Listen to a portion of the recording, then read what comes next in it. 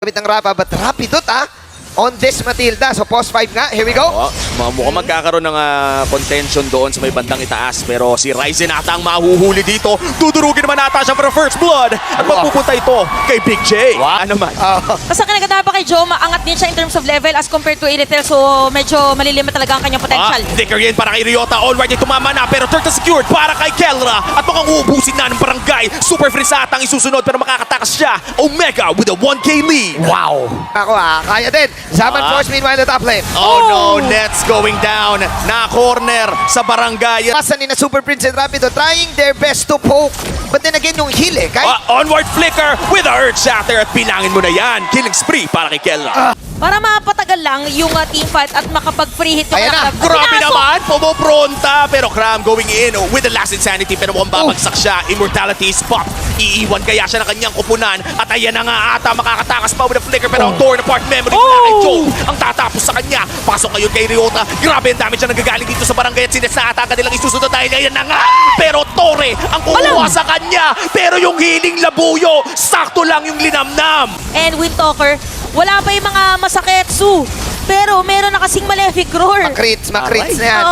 Tapos may Blade of Despair pa. Si Kuya Jom, so physical attack and penetration, kompleto na. Gaano ka tindi yung critical ni Nets para tumagos dito sa healing labuyo? Parang medyo mahirap. Kailangan niya ng katulong. Kailangan may extra proc ng mga sago-sago na binabato ni Prince and maging yung true damage ni Cram sa laban na to.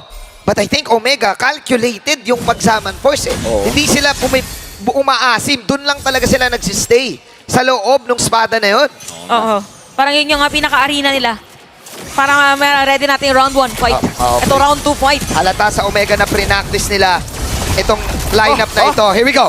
Kelra kamuntikan ng mamatay pero makakasaman force palayo. May onting putok na. May onting putok na. Nararamdaman na natin na kumakapit yung mga bubbles. Kumahagod na yung putok. Kumahagod yung mga bubbles sa binabato. Parang sili ba yung binabato ni Parang Hindi, ayan ang si Ryota. Bumato ng dalawa pero mukhang hindi tatama ang Minoan Fury pero makakatore sila. 3-man knockup na nanggagaling to kay Chakto at si Nets ata ang kanilang uunahin. Makakatakas naman siya pero Lord ata ang tutunawin ng Onyx. Mid lane ng call ng Omega with a 9K gold lead. Itutuloy ba nila ang push o lilipat na sila? Mukhang lilipat muna sa may bandang itaas. Grabe, 7-0 laban natin. Almost 11-minute game time. And for Omega, alam kasi nila yung strength ng kanilang composition. Sabi natin, ikot lang na ikot. Ayan, umikot na rin si Cram.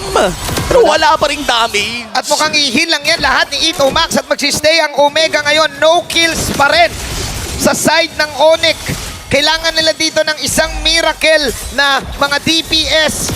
Yung burst nila dito, 10 bits, ayan na! Nako, si Ryzen pa ata ang uunahin nila. Pero makakatakas with a guiding wind. Butas na ngayon ang pase ng Onyx. At si Super Friends kinailangan mag black shoes. Paano pa kaya ito tutuloy ng Omega? Circling Eagle. Here comes the late place to it. At mukhang hindi tatama nga lang Ryzen. Nasa may bandang iloob. At makukuha na nga nila si Nets. Si Ryzen na ata ang isusunod. Si Ryota buhay pa rin!